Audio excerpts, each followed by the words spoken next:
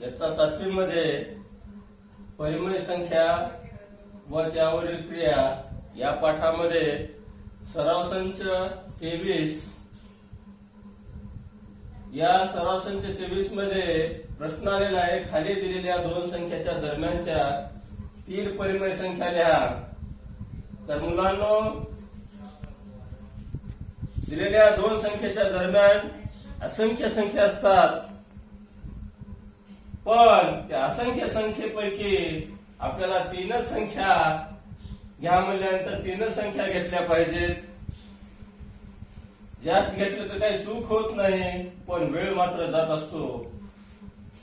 मुलांनो, दरम्यानच्या संख्या म्हणजे तुम्हाला माहित आहे, आता 1 आणि 10 या दोन संख्येच्या दरम्यान कोणत्या संख्या आहेत म्हणलं तर आपण 2, 3, 4, 5, 6, 7, 8, 9 या दोन संख्येच्या दरम्यानच्या संख्या आहेत असं सांगतो। समजा क्रमाने जर दोन संख्या आल्या, पूर्ण संख्या 1 आणि 2 या दोन संख्येच्या दरम्यान कोणत्या संख्या आहेत जर सांगा म्हणलं तर आपल्याला सांगायला अवघड जाते। पण अशा वेळेस या दोन्ही पूर्णांकाचा छेद जर एकच करून घेतलो, समजा आपण 10 केलो, तर या दोन संख्येच्या दरम्यान आपल्याला मग संख्या सांगता येतात।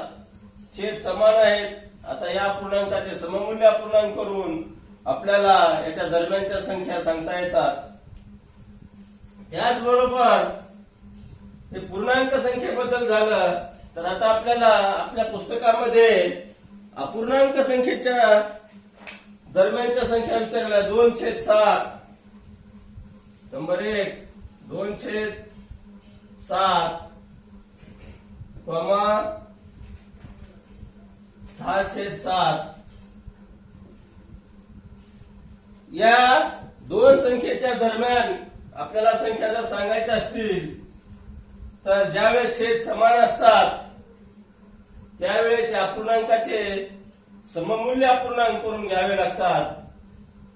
म्हणून मुलांनो, 2/7 6/7 चे सममूल्य अपूर्णांक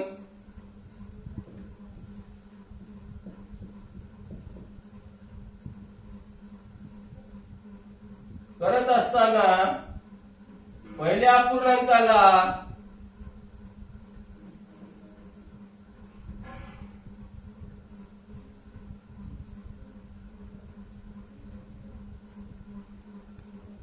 कोणत्याही संख्येने 2 ने 3 ने 4 ने 5 ने 6 ने 7 ने कोणत्याही संख्येनं आपल्याला अंश व छेदाला गुंता येते 10 ने।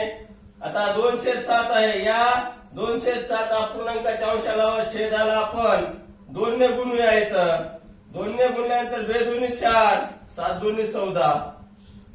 समजा या ठिकाणी आपण 3 या संख्येनं गुणलं तर 3 दुनी 6 3 7 21 असे वेगवेगळे सममूल्य अपूर्णांक मिळत असतात। अंशाला व छेदाला एका संख्येने गुणल्यानंतर जे अपूर्णांक मिळतो तो अपूर्णांक म्हणजे सममूल्य अपूर्णांक असतो, आणि वेगवेगळ्या संख्येने गुणल्यानंतर वेगवेगळे सममूल्य अपूर्णांक तयार होत असतात। आपल्याला फक्त 3च दरम्यानच्या संख्या काढावायच्या आहेत, म्हणून अंशाला व छेदाला शक्यतो लहान संख्येने गुणा। जर दरम्यानच्या संख्या जास्तीत जास्त येत नसतील, 3 येत नसतील, त्यावेळेस ते सममूल्य अपूर्णांक बदलून घ्यावे लागतात। याचा विचार करूनच त्या संख्येला आपण गुणलं पाहिजे। 2 दुनी 4 7 दुनी 14। आता पहिल्या अपूर्णांकाला ज्या संख्येनं गुणलो त्याच संख्येनं मात्र दुसऱ्या अपूर्णांकाच्या संख्येला सुद्धा गुणलं पाहिजे। या ठिकाणी मात्र बदल करता येत नाही, तर 2 न गुणल्यानंतर दुसऱ्या पूर्णांकाला मात्र 2नच गुणलं पाहिजे। 6/7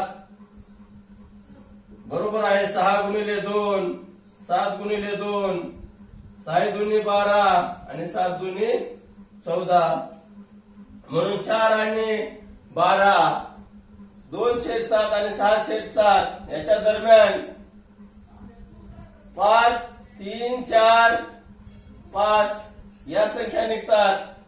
आणखी अशा पद्धतीने काढल्यानंतर सुद्धा वेगवेगळ्या संख्या निघतात, हेही लक्षात असू द्या. मग मुलांनो 2/7 6/7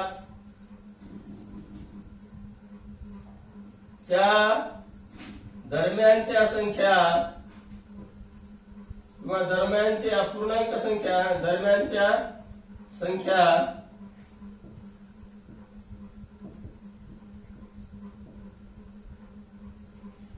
संख्या 5/14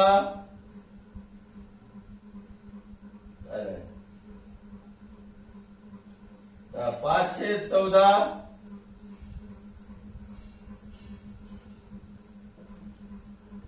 6/14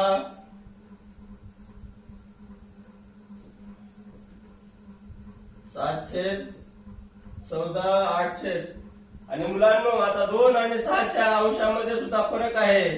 3 4 5 म्हणून 3/7 4/7 आणि 5/7 या सुद्धा संख्या त्या दिलेल्या पूर्णांकाच्या दरम्यानच्या संख्या आहेत मुलांनो, हे लक्षात असू द्या. अंश आणि छेदामध्ये जर फरक 3 संख्येचा असेल तर त्याही संख्या घेता येतात आणि आपल्याला जास्तीत जास्त संख्या जर मिळवायच्या असतील तर दिलेल्या अपूर्णांकाचे सममूल्य अपूर्णांक करून अंश जितका मोठा होईल तितका मोठा झाल्यानंतर तितक्या संख्या दरम्यानच्या संख्या त्या जास्तीत जास्त मिळत असतात, हे लक्षात असू द्या. त्यानंतरचं दुसरं उदाहरण आहे 4/5 आणि 2/3. 4/5 आणि 2/3 या अपूर्णांकामध्ये भिन्न छेद आहेत. या ठिकाणी छेद समान होते म्हणून सममूल्य अपूर्णांक केलो. या ठिकाणी मात्र छेद भिन्न असतील तर ते छेद समछेद करून घ्यावे लागतात. म्हणून 4/5 व 2/3 ला समछेद रूप देऊ. समछेद करायचा आपण शिकलो असल्यामुळे 4/5 आणि 2/3 पहिल्या अपूर्णांकाला दुसऱ्या अपूर्णांकाच्या छेदाने दुसऱ्या अपूर्णांकाला पहिल्या अपूर्णांकाच्या छेदाने गुणलेला आहे. 4/5 गुणिले 3 न गुणलं तर 12/15 आलं. 2/3 या 2/3 अंश व छेदाला 5 न गुणलं तर 10/15 आलं. म्हणून 12/15 व 10/15 चे सममूल्य अपूर्णांक 24/30 व 20/30 म्हणून 4/5 व 2/3 च्या दरम्यानच्या संख्या 21/30 22/30 23/30 त्या अशा असंख्य संख्या मिळत असतात मुलांनो. कारण सममूल्य अपूर्णांक या ठिकाणी कसं केलेलं आहे 24/30 जर कसं आलं वाटलं तर 12 आणि 10 या अंशाला व छेदाला 2 न गुणलेला आहे. 12 दुनी 24 15 दुनी 30 10 दुनी 20 15 दुनी 30 या पद्धतीने या दोन संख्या आलेल्या आहेत. आणि या दोन संख्येच्या दरम्यान 24 आणि 20 च्या दरम्यान असलेल्या संख्या म्हणजे 4/5 आणि 2/3 च्या दरम्यानच्या संख्या असतात. मुलांनो त्या दिलेल्या अपूर्णांकाचे समछेद करून त्या समछेद अपूर्णांकाचे सममूल्य अपूर्णांक करा आणि सममूल्य अपूर्णांकाच्या अंशाची तुलना केल्यानंतर आपल्याला त्या दरम्यानच्या संख्या आपल्याला मिळू शकतात, हे लक्षात असू द्या. या ठिकाणी तिसरं गणित ऋण 2/3 आणि 4/5 या ठिकाणी आपण समछेद रूप करणार आहोत. समछेद रूप करत असताना आपल्याला पहिल्या अपूर्णांकाला दुसऱ्या अपूर्णांकाच्या छेदाने गुणावे लागतात आणि दुसऱ्या अपूर्णांकाला पहिल्या अपूर्णांकाच्या छेदाने गुणावे लागते. मुलांनो पहिला अपूर्णांक ऋण 2/3 आहे आणि दुसरा अपूर्णांक 4/5 आहे. ऋण 2/3 गुणिले 5 गुणिले 5 हे का आलं तर नेम आहे पहिल्या अपूर्णांकाला दुसऱ्या अपूर्णांकाच्या छेदाने गुणा म्हणून 5 या संख्येनं गुणलं. गुणल्यानंतर अंशाचा गुणाकार केल्यानंतर ऋण 10 आलं. छेदाचा गुणाकार केल्यानंतर 15 आला. दुसरा अपूर्णांक 4/5 आहे. मग या अपूर्णांकाला आपल्याला गुणायचं आहे तर कोणत्या संख्येनं गुणावं लागतंय तर पहिल्या अपूर्णांकाच्या छेदाने गुणावं लागतं. म्हणजे ह्या 3 या संख्येनं गुणावं लागते. 3 या संख्येनं गुणल्यानंतर 4 गुणिले 3 12, 5 गुणिले 3 15.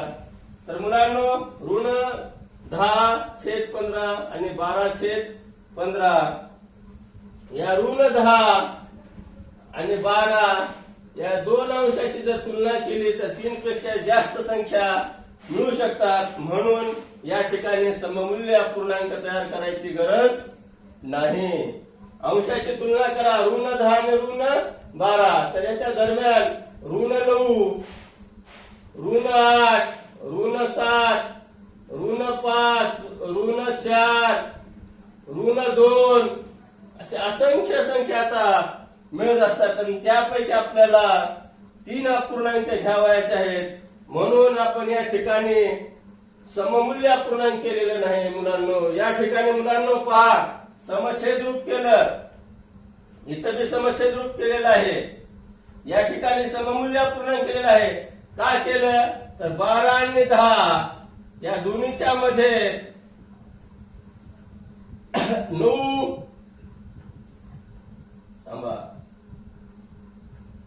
11 आणि 10, 11, 12 म्हणजे एकच संख्यामध्ये मिळाली.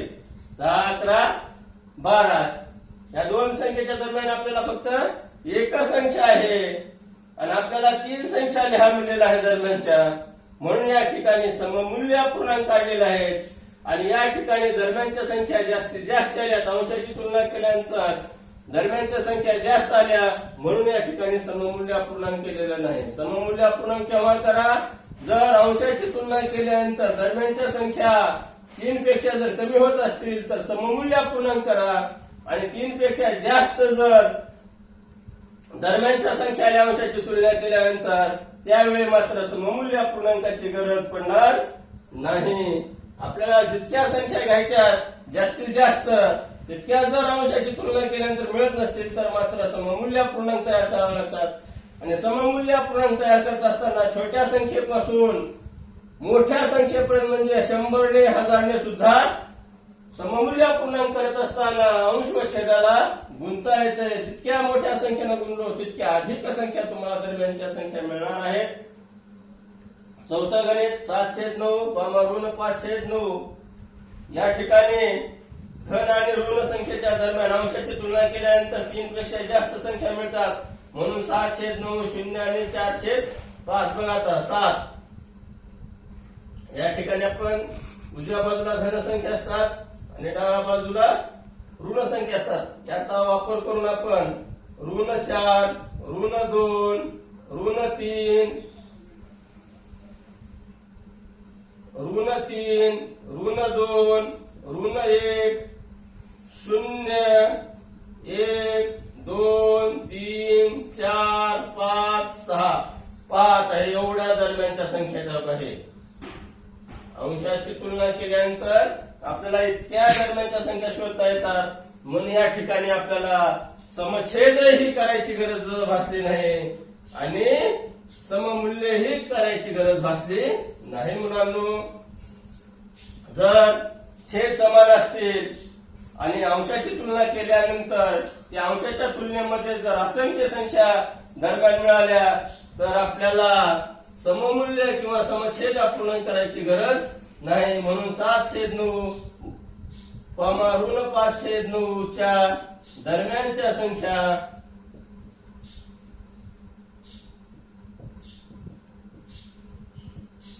6/9 0 ऋण 4/9 त्याच पद्धतीने पाचवं गण सुद्धा आहे.